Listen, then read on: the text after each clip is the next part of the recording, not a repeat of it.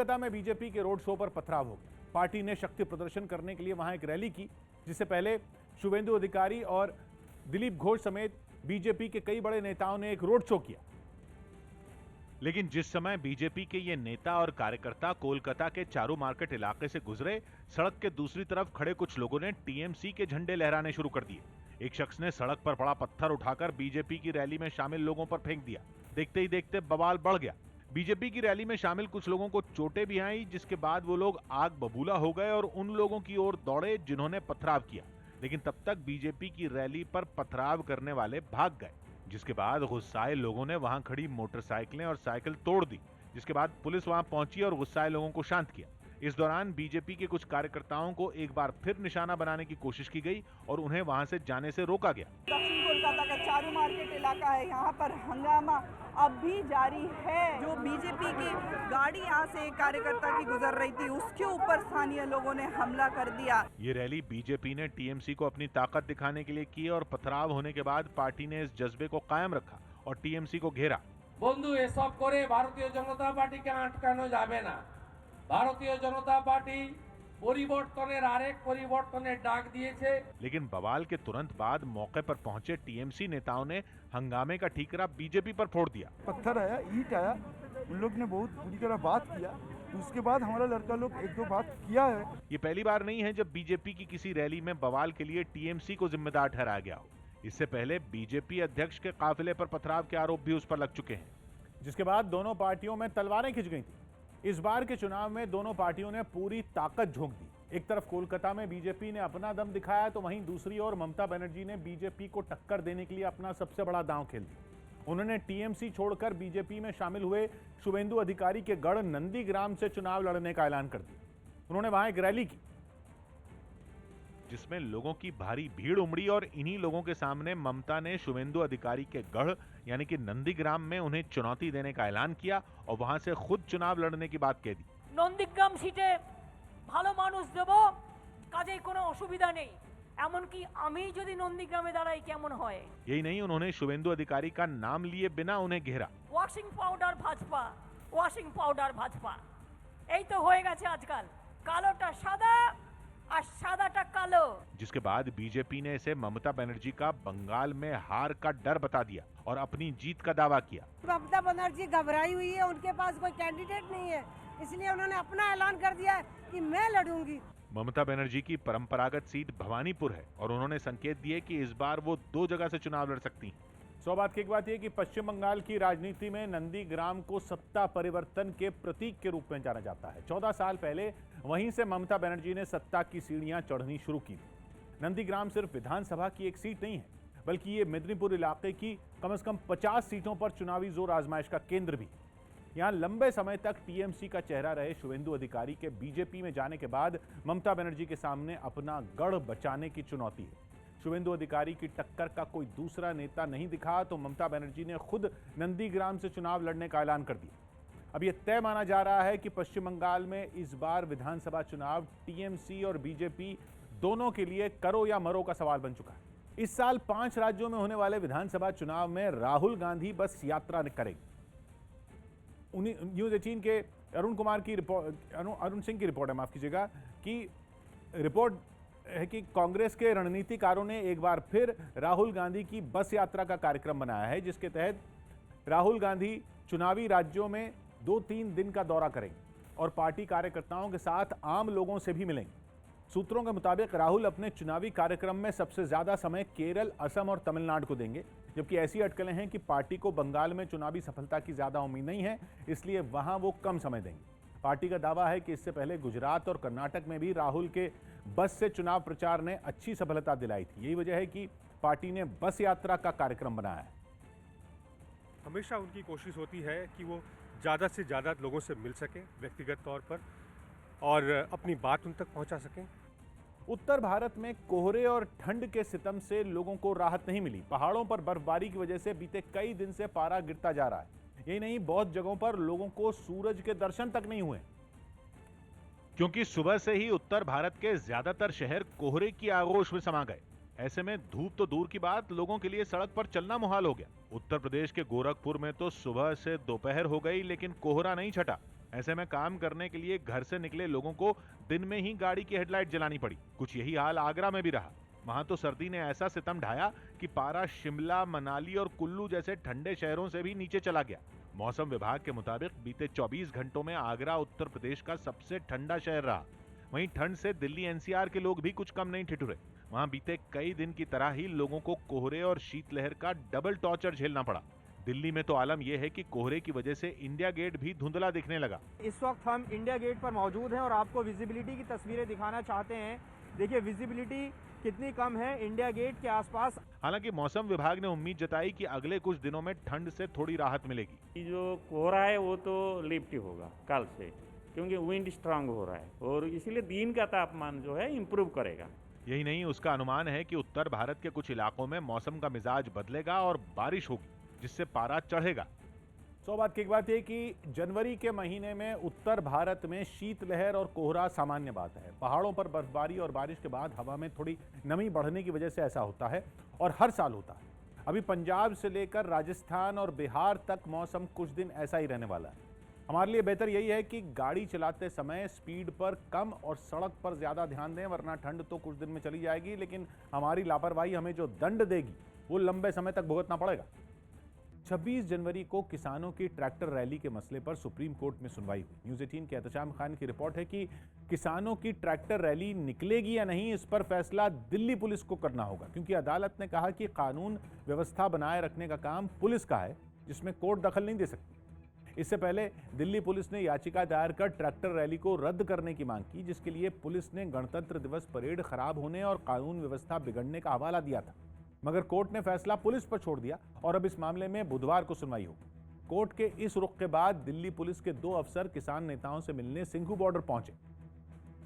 Law and order maintain का काम करना सीजीआई साहब ने कहा, और वो सत्य भी अटल सत्य है कि Delhi police law and order maintain करे। नक्सली इलाकों में तैनात सीआरपीएफ के जवानों की मदद के लिए दिल्ली में बाइक एम्बुलेंस लॉन्च की गई।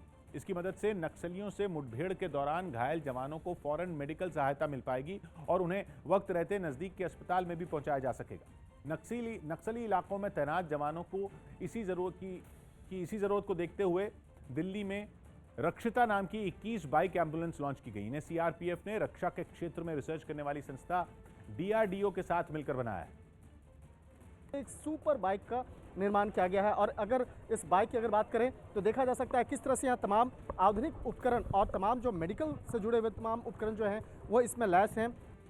इस बाइक एम्बुलेंस में मरीज के बैठने के लिए एक खास तरह की सीट बनाई गई।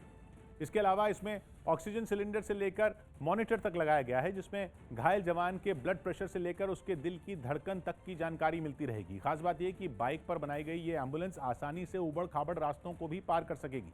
यही नहीं, इनकी मदद से न सिर्फ जवानों को बल्कि वहां रहने वाले लोगों को भी अस्पताल पहुंचाया जा सकेगा। चाहे किसी महिला को चिकित्सा सुविधा देनी हो, शिशु को देनी हो, तो ये हमें सहूलियत प्रदान करेगी। नक्सली इलाकों के लिए बनाई गई इस बाइक एम्बुलेंस को जरूरत पड़ने पर जम्मू कश्मीर और लद्दाख में भी जवानों की मदद के लिए तैनात किया जा सकता है। सौ बात की एक बात यह कि सीआरपीएफ के जवान 1 दशक से भी ज्यादा समय से नक्सलियों और माओवादियों के खिलाफ अभियान चला रहे हैं। घने जंगलों में नक्सली उन पर घात लगाकर हमले करते हैं, कई बार बारूदी सुरंगें भी बिछा देते हैं। घने जंगलों और पहाड़ियों के बीच नक्सलियों से मुठभेड़ के दौरान घायल जवानों के लिए एम्बुलेंस मंगाना भी मुश्किल होता है।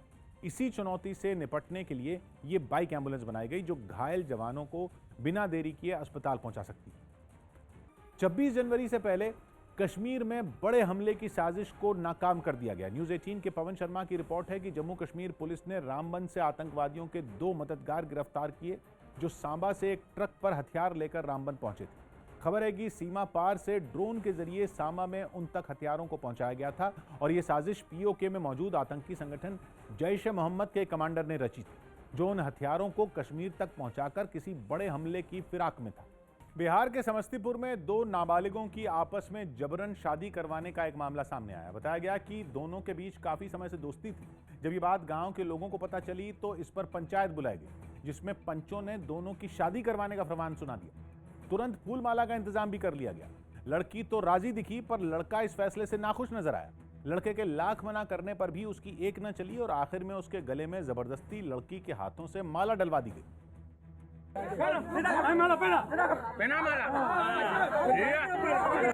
लड़के के गले में माला डलते ही वहां मौजूद लोगों ने खुशी से तालियां बजानी शुरू कर दी। इस बीच लड़के ने पीछे हटने की कोशिश की तो कुछ लोग उसके साथ मारपीट करने लगे।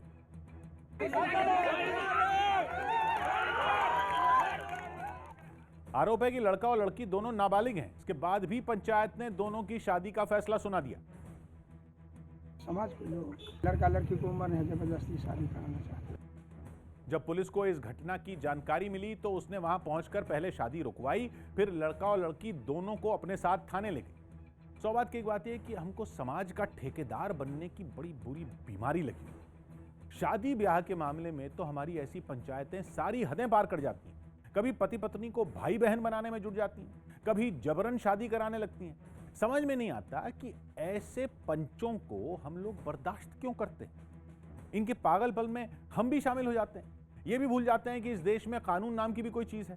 समस्तीपुर की घटना में तो पुलिस वाले भी पंचायत के गैर कानूनी पागलपन के आगे नतमस्तक हो गए।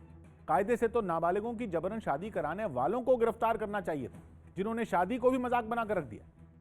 किसान नेता गुरनाम सिंह चढ़ूनी को विपक्षी दलों की बैठक में शामिल होने के आरोप में सरकार के साथ कल होने वाली बैठक से बाहर कर दिया गया। न्यूज़ 18 के विक्रांत यादव की रिपोर्ट है कि दिल्ली में एक रोज पहले किसान आंदोलन पर विपक्षी पार्टियों की एक बैठक हुई, जिसमें कांग्रेस, आम आदमी पार्टी और अकाली दल के नेताओं ने हिस्सा लिया। और आरोप है कि इसी बैठक में भारतीय किसान यूनियन के प्रधान गुरनाम सिंह चढ़ूनी भी शामिल हुए थे, जिसके बाद संयुक्त किसान मोर्चा ने उन्हें अनुशासनहीनता के आरोप में सस्पेंड कर दिया। इसके अलावा उन्हें संयुक्त किसान मोर्चा की 7 सदस्यों वाली कमेटी से भी बाहर कर दिया गया। मतलब यह कि कल सरकार के साथ होने वाली बैठक में अब गुरनाम सिंह चढ़ूनी शामिल नहीं होंगे। यही नहीं, संयुक्त किसान मोर्चा ने इस मामले की जांच के लिए एक कमेटी भी बना दी, जो 3 दिन में अपनी रिपोर्ट सौंपेगी। उनको सस्पेंड किया गया है क्योंकि उनको पहले मना किया गया था कि किसी भी राजनीतिक पार्टी के साथ कोई संबंध नहीं रखना है या नेताओं से नहीं मिलना है। बिहार के गोपालगंज में हुए एक सम्मान समारोह में कोरोना नियमों की जमकर अनदेखी की गई। कोरोना के खतरे को देखते हुए बिहार सरकार ने भी सामूहिक कार्यक्रमों पर रोक लगा रखी है, लेकिन पाबंदी के बावजूद वहां के एक पंचायत में सम्मान समारोह के नाम पर लोगों की भीड़ जुटाई गई और डांस कार्यक्रम का आयोजन किया गया।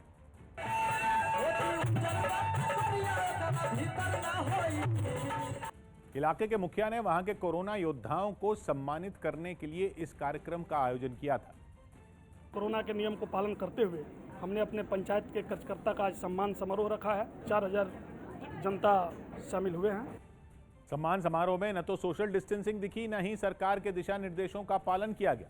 किसी के चेहरे पर मास्क तक नजर नहीं आया। फिर भी मुखिया और उसके रिश्तेदार दावा कर रहे हैं कि कोरोना नियमों के तहत ही ये कार्यक्रम किया गया। सौभाग्य की एक बात यह कि हम लोगों में जोश और होश का संतुलन हमेशा बिगड़ा ही रहता है। उसका नमूना दिखाने का मौका भी हम ढूंढ लेते हैं और अपने पागलपन के नियम भी हम खुद ही बनाते हैं। अब और कुछ नहीं सूझ रहा तो कोरोना के नाम पर ही हमारी मनमानी शुरू हो गई है। गोपालगंज में प्रशासन को उन कोरोना योद्धाओं को ढूंढना चाहिए जिनके सम्मान के नाम पर यह तमाशा हुआ। उनसे पूछना चाहिए कि कोरोना से उन्होंने किस तरीके से जंग लड़ी। ऐसा क्या तीर मार दिया कि सभी दिशा निर्देशों की धज्जियां उड़ाने के लिए मन मचल उठा। राजस्थान के जोधपुर से एक चौंकाने वाला वीडियो सामने आया। वहां नगर निगम की महिला कर्मचारियों ने निगम के एक अधिकारी की जमकर पिटाई कर दी। वहां की एक महिला कर्मचारी ने अधिकारी पर बदसलूकी का आरोप लगाया था, जिसकी जानकारी मिलते ही नगर निगम की कई महिला कर्मचारी वहां इकट्ठा हो गईं और अधिकारी को घेर लिया। गुस्साई महिलाओं ने उस अधिकारी को उसके कमरे में घुसकर पीटना शुरू कर दिया।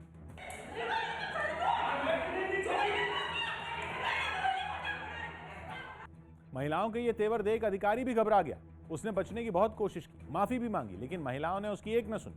आखिरकार जान बचाने के लिए वो अंदर के एक कमरे की तरफ भागने लगा, लेकिन महिलाओं ने वहां भी उसका पीछा नहीं छोड़ा।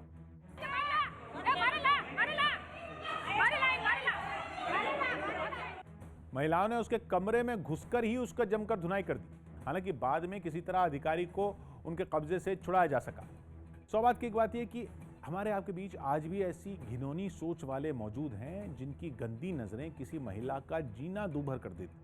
ऐसे लोगों को सबक सिखाने के लिए कानून तो है, लेकिन जिनकी आंखों में शर्म और इंसानियत का पानी उतर चुका हो जिनकी आंखों से, वो भला कानून की परवाह क्या करेंगे। जोधपुर नगर निगम के सफाई इंस्पेक्टर के साथ महिला कर्मचारियों ने जो सुलूक किया वो कानूनन ठीक नहीं था। हालांकि इन महिलाओं के पास इसके अलावा कोई चारा भी नहीं था। शर्मनाक ये भी है कि ये घटना उसी राजस्थान में हुई जहां कामकाजी महिलाओं को यौन उत्पीड़न से बचाने के लिए देश में पहली आवाज उठी।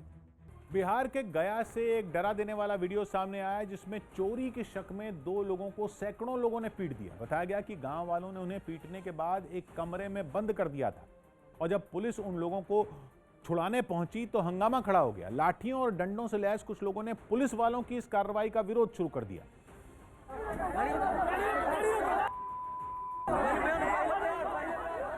सैकड़ों की भीड़ पुलिस वालों की पकड़ से उन 2 लड़कों को छीनने की कोशिश करने लगी, लेकिन गांव के ही कुछ लोगों की मदद से वहां मौजूद पुलिस वालों ने इसे नाकाम कर दिया और उन्हें काफी मशक्कत के बाद गाड़ी में बैठा दिया। लेकिन मामला शांत नहीं हुआ। कुछ लोगों ने तो पुलिस की गाड़ी को ही आगे से घेर लिया और उस पर डंडे बरसाने लगे।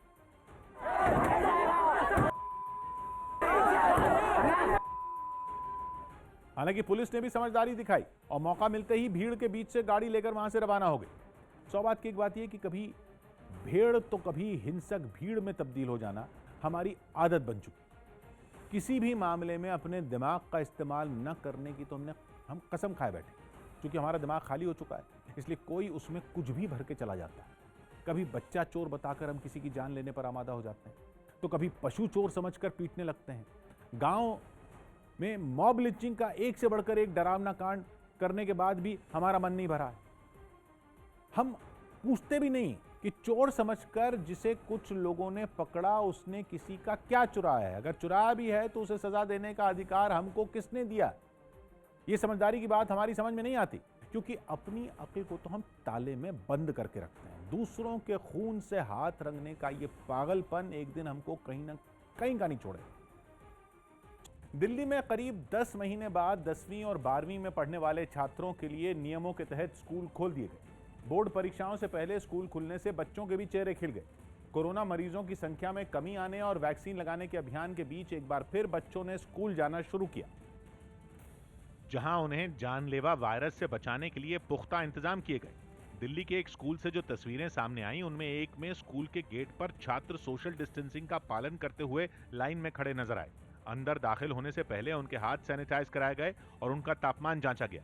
कोरोना से बचने के लिए स्कूल पहुंचे सारे छात्र मुंह पर मास्क लगाए रहे। इस वक्त हमें दिल्ली सरकार के एक स्कूल में मौजूद हैं, जहां पर कुछ बच्चे आज पहले दिन स्कूल पहुंचे हैं और अपने प्रैक्टिकल्स की जो है वो तैयारी कर रहे हैं। स्कूल में कोरोना से लड़ने की तैयारियों को परखने के लिए दिल्ली के डिप्टी सीएम और शिक्षा मंत्री मनीष सिसोदिया कुछ अधिकारियों के साथ वहां पहुंचे, जहां सबसे पहले उनका हाथ साफ करवाया गया। बाद में उन्होंने स्कूल की तरफ से की गई तैयारियों का जायजा लिया। इस दौरान उन्होंने कुछ बच्चों से भी बातचीत की। बच्चे तो बहुत खुश हैं, पर और मैं भी खुश हूं कि स्कूल खुल रहे हैं, पर धीरे धीरे अभी बहुत स्टेप बाय स्टेप खोलेंगे। करीब 10 महीने बाद स्कूल खुलने से बच्चे भी बेहद खुश दिखाई दिए। इस बीच न्यूज़ 18 की टीम ने बच्चों से बातचीत की, जिसमें उन्होंने बताया कि स्कूल खुलने की वजह से अब उनकी तैयारियां पहले से और बेहतर तरीके से हो पाएंगी। घर पे हो तो रही थी, पर इतना फील नहीं आ रहा था पढ़ने का। जो स्कूल में जो फील आता है वो फील नहीं मिल रहा था, जो अब आके मिला है। क्लास के अंदर भी सोशल डिस्टेंसिंग का ध्यान रखते हुए बच्चों को एक दूसरे से दूर दूर बैठाया गया, ताकि किसी भी सूरत में कोरोना वायरस को बच्चों में फैलने से रोका जा सके। इसी तरह राजस्थान में भी शर्तों के साथ 9वीं से 12वीं तक के छात्रों के लिए स्कूल खोल दिए गए, जिसकी वजह से स्कूल एक बार फिर पहले की तरह गुलजार हो गए। राजधानी जयपुर से जो तस्वीरें सामने आईं, उनमें एक तस्वीर में एक स्कूल के बाहर मुंह पर मास्क लगाए और सोशल डिस्टेंसिंग का पालन करते हुए बच्चे अंदर जाने के लिए अपनी बारी का इंतजार करते दिखे। राजस्थान में 30,000 स्कूलों में आज से 9वीं से 12वीं तक की कक्षाएं फिर शुरू हो गई है। स्कूल में दाखिल होने से पहले उनके हाथ साफ करवाए गए और उनके शरीर का तापमान जांचा गया। इसके अलावा जिन बच्चों ने स्कूल आने के लिए घर वालों का सहमति पत्र दिखाया, उन्हें ही अंदर जाने दिया गया। स्कूल के अंदर सोशल डिस्टेंसिंग बनी रहे, इसके लिए जमीन पर निशान बनाए गए। कई महीने बाद स्कूल खुलने पर बच्चों ने भी खुशी जताई। बहुत अच्छा लग रहा है और अब बढ़िया स्कूल खुल गई तो पढ़ाई पे कंसंट्रेट कर पाएंगे हम लोग। स्कूल पहुंचने वाले छात्रों को कहां और किस जगह बैठना है, इसकी जानकारी देने के लिए वहां कई टीचर तैनात दिखे। क्लास के अंदर भी बच्चों को एक दूसरे से दूर बैठाया गया।